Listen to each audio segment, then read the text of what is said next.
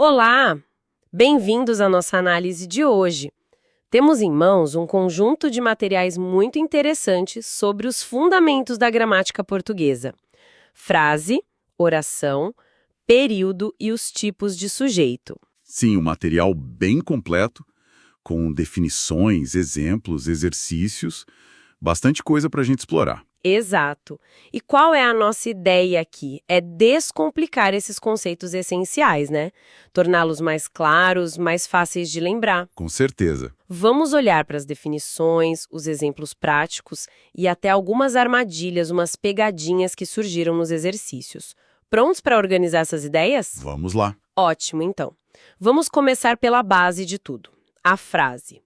O material que a gente recebeu define como um enunciado de sentido completo. Parece simples, né? Parece. Mas logo de cara surge uma distinção-chave: ter ou não ter verbo. Certo, exatamente. E essa distinção inicial, ela é mais que um detalhe técnico, sabe? Ela estabelece dois jeitos básicos de comunicar. De um lado tem as frases nominais, tipo, que bela paisagem, ou bom dia. Elas constatam algo, criam uma imagem, expressam um sentimento, mas sem uma ação ali explícita do verbo. São como você disse, fotos linguísticas. Gostei da analogia. E do outro lado, as frases verbais, tipo, coma devagar, ou cumpriremos nossa promessa. Essas sim giram em torno de um verbo, mostrando ações, processos, estados. São mais como pequenos filmes. Interessante isso, foto versus filme. E essa frase verbal, a que tem o filme, vamos dizer assim, é o que a gramática chama de oração, correto? Perfeito. O verbo ou a locução verbal, tipo estou estudando ou vamos sair, é o ingrediente obrigatório. Perfeito. A oração é essa unidade que se organiza em volta de um verbo. Sem verbo, não tem oração. Ele é o núcleo dinâmico ali, que articula os outros elementos, indicando o que acontece, quem faz, quem sofre ação. Enfim, é o motor da sentença. Entendido. Frase é a unidade de sentido, oração é a frase com esse motor verbal. E quando a gente tem mais de um motor funcionando junto? Aí a gente chega no período. Isso. Os materiais definem como uma frase com uma ou mais orações.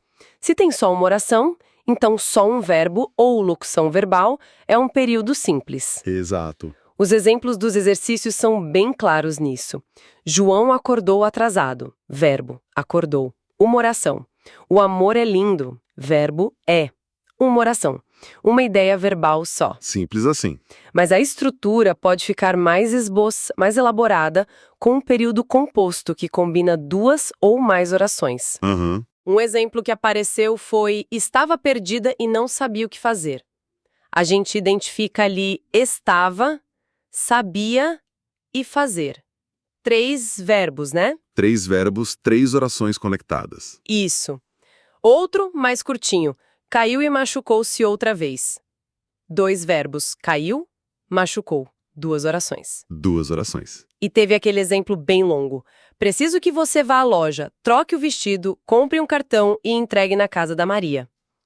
Uau! 5 verbos aí. Sim, preciso, vá, troque, compre, entregue. 5 orações num período só. Mostra bem como a gente pode encadear várias ações, né? Totalmente. E a ferramenta para distinguir o período simples do composto é justamente essa contagem.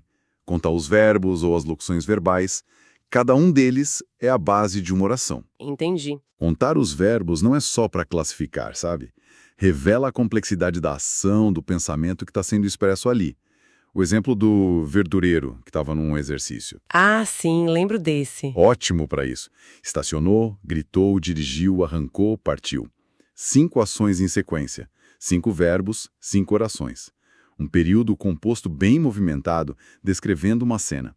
A contagem de verbos dá o mapa da estrutura da frase. Ótimo! Estruturas mapeadas. Frase, oração, período. Agora, quem são os atores principais nessas estruturas? Vamos falar do sujeito? O protagonista da oração. Isso, o termo sobre quem ou o que se declara algo e com quem o verbo tem que concordar, né? Fundamental essa concordância. Os materiais dão aquela dica prática. Perguntar quem plus verbo ou o que plus verbo ajuda a achar o sujeito. Vamos começar pelo sujeito simples. A definição diz que ele tem só um núcleo. Mas, na prática, o que isso quer dizer? Principalmente quando o sujeito tem várias palavras. Boa pergunta. O núcleo é a palavra essencial do sujeito, geralmente um substantivo ou um pronome, sem os acompanhantes dele, tipo artigos, adjetivos, locuções adjetivas. Ah, tá. Por exemplo, naquela frase, os alunos estudiosos da turma avançada entenderam a matéria. O sujeito é tudo isso, os alunos estudiosos da turma avançada. Um sujeito longo. Mas o núcleo, a palavra central ali que concorda com entenderam, é só alunos. Um núcleo só. Portanto, sujeito simples. A chave é achar a palavra principal que representa quem ou o que faz ou recebe a ação. Sentido. Então, mesmo que o sujeito seja comprido, se a ideia central é única, é simples. Como no exemplo, o gabarito oficial do concurso foi publicado. O núcleo é só gabarito. Exato. E mesmo com a ordem invertida, como em ajuda nunca me faltou nas dificuldades. O que nunca faltou? Ajuda. Núcleo ajuda, sujeito simples. Perfeito. E o sujeito composto? Aí a lógica seria ter mais de um núcleo, certo? Exatamente. O sujeito composto tem 2 ou mais núcleos. O exemplo, pai e filha foram ao teatro, tem 2 núcleos claros. Pai, filha. Os 2 foram. Claro. Em São Muito Caras, a mesa e as cadeiras, os núcleos são mesa e cadeiras. E olha o verbo, são, concordando com eles no plural. Ah, concordância ajuda a identificar. Fica todo muito. Ajuda muito.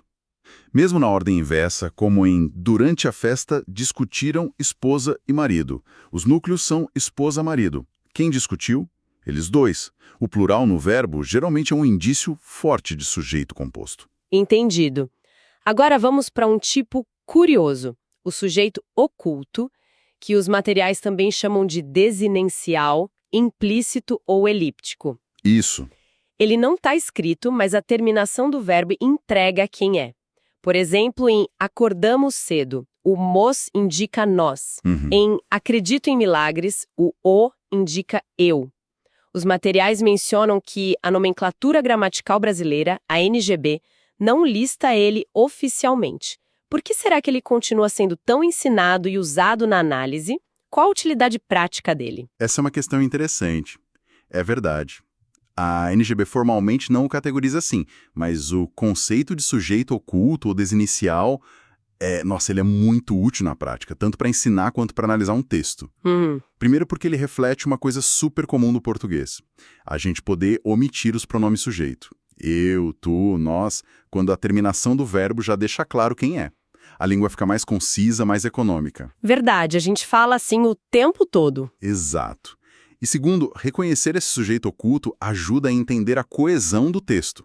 Como um mesmo sujeito, sei lá, ele, ela, nós, pode ser mantido em várias orações sem ficar repetindo a palavra toda hora. Ah, para não ficar repetitivo. Isso, ele não é inexistente.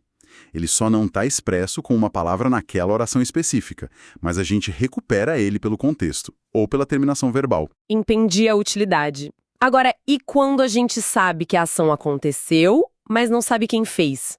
Aí entra o sujeito indeterminado. Esse mesmo. Ele existe, mas não dá para identificar. Os materiais apontam 2 formas principais.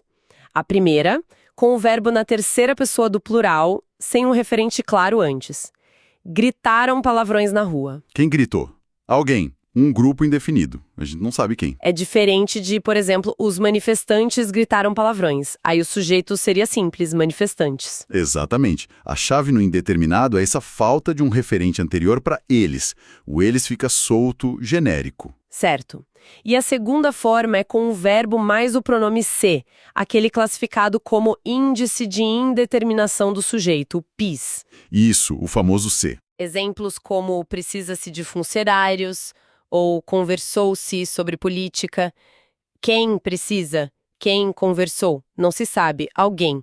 Esse se parece ter uma função bem específica, né? Como é que ele funciona para indeterminar o sujeito? Especialmente, como os materiais sugerem, com verbos que não pedem objeto direto. Tipo intransitivos, transitivos indiretos. Olha, o ser indeterminador do sujeito é um mecanismo bem engenhoso da língua.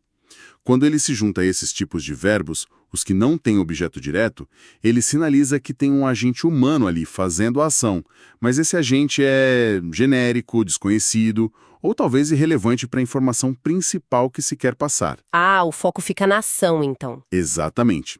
A construção foca na ação ou no processo em si. Precisa-se, a necessidade existe. Trabalha-se, o trabalho acontece. O foco não é em quem executa.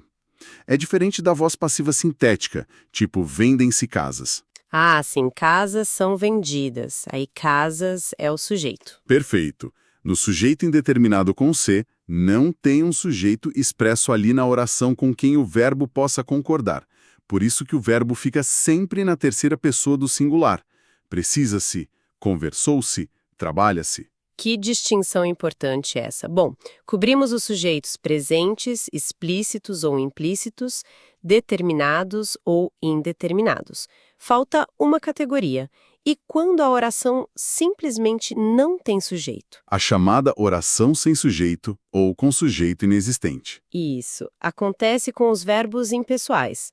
Quais são os casos clássicos que os materiais destacaram? Os casos mais comuns e que apareceram bastante nos exercícios que a gente viu são: primeiro, o verbo haver com sentido de existir, ocorrer, acontecer. Ah, esse é clássico. Sim, por exemplo, houve tumulto na saída ou há muitas vagas disponíveis.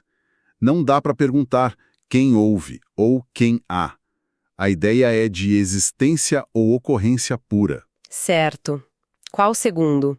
Segundo, o verbo fazer indicando o tempo que passou ou clima. Fazia meses que não nos víamos ou faz muito frio aqui.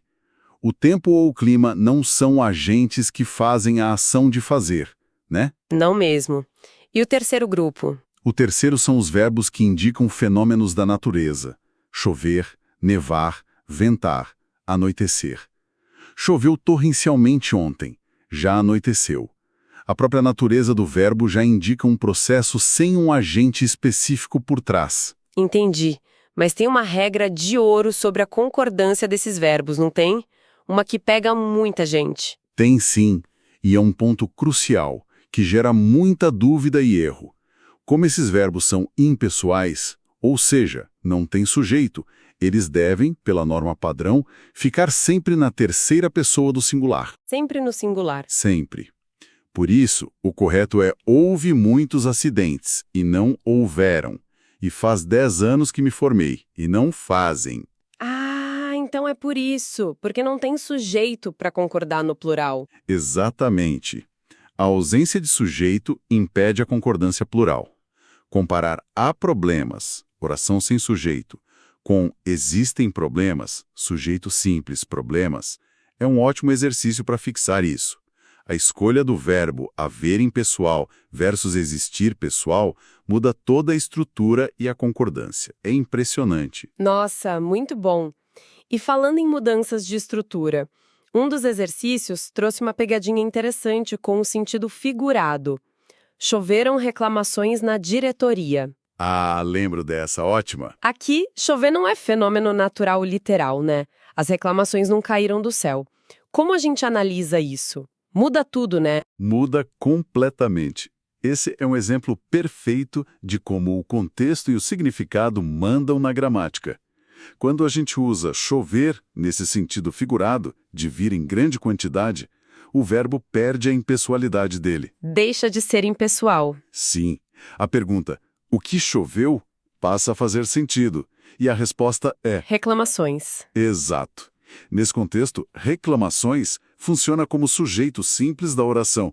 E o verbo choveram concorda com ele, vai para o plural. Que interessante. Isso mostra que a gente não pode aplicar as regras no automático. Precisa sempre interpretar o sentido da frase. A análise sintática e a semântica andam juntas, de mãos dadas. Ótima observação.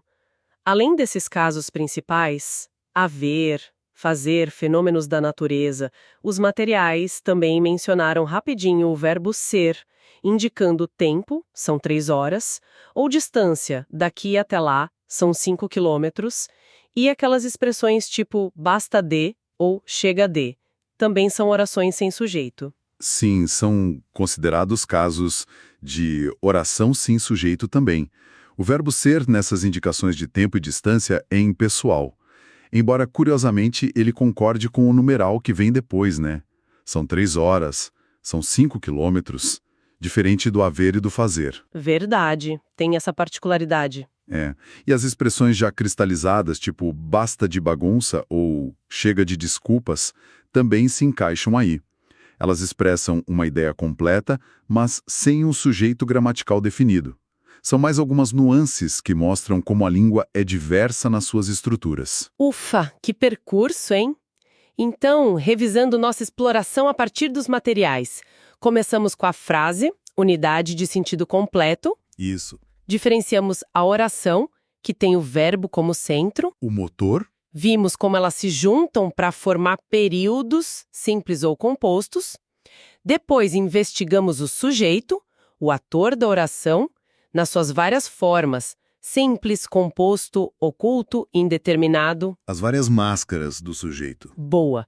E por fim, identificamos as situações onde não tem ator. A oração sem sujeito. Exato. E o fio condutor de toda essa análise foi, sem dúvida nenhuma, o verbo. O verbo é a chave mesmo. Ele define a oração, ajuda a classificar o período, é a referência principal para achar e classificar o sujeito, ou para constatar que não tem um. Dominar essas estruturas básicas, como os exercícios que a gente analisou tentam reforçar, não é só questão de correção gramatical formal, sabe? Não, vai além, né? Com certeza. É fundamental para interpretar textos com mais precisão e entender quem faz o quê, como as ideias se conectam, e também para a gente se expressar de forma mais clara, mais eficaz. A clareza na estrutura da frase evita ambiguidade, garante que a nossa mensagem seja entendida como a gente quer. Perfeito. E com isso acho que fechamos nossa análise desses conceitos cruciais da gramática portuguesa baseada nos materiais que recebemos. Esperamos que essa conversa tenha ajudado a organizar e talvez aprofundar um pouco o entendimento sobre frase, oração, período e sujeito. Olha, para finalizar, eu queria deixar uma reflexão que vai um pouco além da sala de aula da prova de português. A gente viu como identificar o sujeito corretamente, como entender a estrutura da oração é vital para o sentido. Sim, ficou bem claro. Agora vamos pensar no impacto disso em textos que regem a nossa vida. Leis, contratos, notícias, até regulamentos de condomínio. Nesses contextos, uma ambiguidade que nasce de um sujeito mal definido ou de uma estrutura de frase confusa, nossa, isso pode ter consequências reais, sérias. Com certeza, uma vírgula fora do lugar num contrato. Exato. A precisão gramatical nesse nível, ela transcende a questão de falar certo da norma culta. Ela se torna uma ferramenta essencial para a clareza, para a justiça, para o entendimento mútuo. Fica a provocação.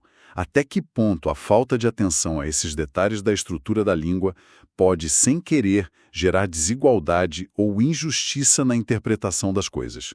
É algo para a gente pensar sobre o poder que existe na forma como a gente estrutura nossas frases.